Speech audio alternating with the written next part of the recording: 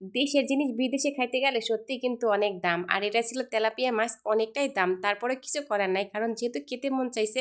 আর মাঝে মাঝে প্রায় আমি এই মাছটা এনে খাই। দাম যতই হোক, এই মাছটা খাওয়া থেকে কিন্তু কেউ আমাকে আটকাতে পারবে না। তো আজকে মাছের একদম দো পেঁয়াজু করেছি, তাই তোমার সাথে শেয়ার করলাম। আসসালামু আলাইকুম, সবাই কেমন আছো তোমরা? আশা করি সবাই ভালো আছো। যারা যারা আমার ভিডিওতে সবসময় দেখো এবং কমেন্ট করো, সবার জন্য অনেক অনেক দোয়া রইলো। আর আমার মতো কে কে তেলাপিয়া মাছটা এভাবে ভাজতে খেতে খুব ভালোবাসো, অবশ্যই কিন্তু কমেন্টে জানাবে। আমার ভিডিওটা কে কোথা থেকে দেখছো কমেন্টে বলে যাবে কিন্তু। তো দেখতেই তো পাচ্ছ, প্রথমে আমি এটাকে মশলা খুব সুন্দরভাবে মাখিয়ে নিয়েছি। আর প্রায় মাখার পরে প্রায় আমি আধা ঘন্টার মতো রেখে দিয়েছিলাম এভাবে। তারপরে আমি ভাজতে আসছিলাম। আমার রান্নার ভিতরে ভিন্ন কিছু নেই কিংবা শিখার কিছু নেই। অবশ্য সবাই জানে এই রান্নাটা সবাই পারে কম বেশি। তবে যারা একদমই নতুন আসে প্রবাসে, যারা ভাইয়েরা যারা রান্না করতে পারে না, তারা হয়তো এখান থেকে কিছু হলেও শিখতে পারে। আর আমার এই মাছের ভিডিওটা ছিল প্রায় আরও 15 দিন আগের ভিডিও, আর সেটা তোমাদের সাথে এখন শেয়ার করতেছি।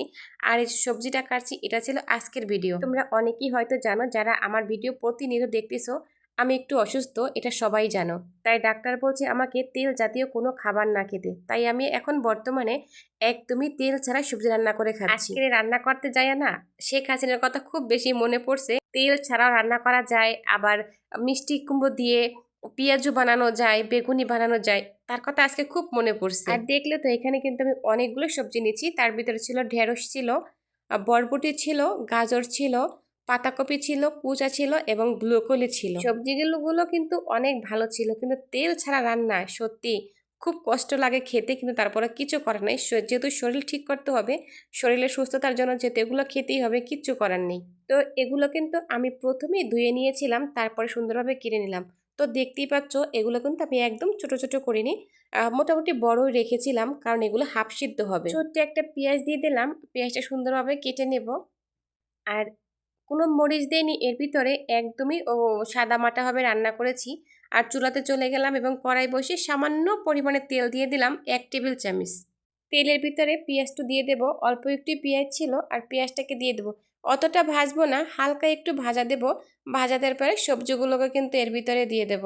এখন কিন্তু ঝালও খাওয়া যাবে না, কারণ যেহেতু আমার প্রবলেমটা খুবই গভীর আর অনেক বড় একটা সমস্যা হয়েছে আমার।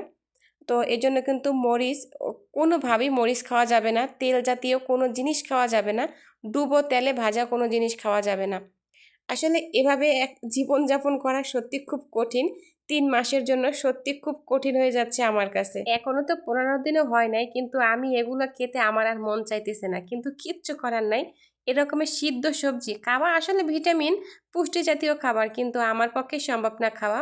তো দেখো, রান্নাটা কিন্তু দেখতে দেখতে শেষ হয়ে গেল। আর রান্নাও কিন্তু শেষ। এবারে আমি হাফ সেদ্ধ, যেহেতু এটা খুবই অল্প সময়ের মধ্যে হয়ে গেছে। আর আলহামদুলিল্লাহ, আজকের ভিডিওটা এই পর্যন্তই। ভালো থাকবে সবাই।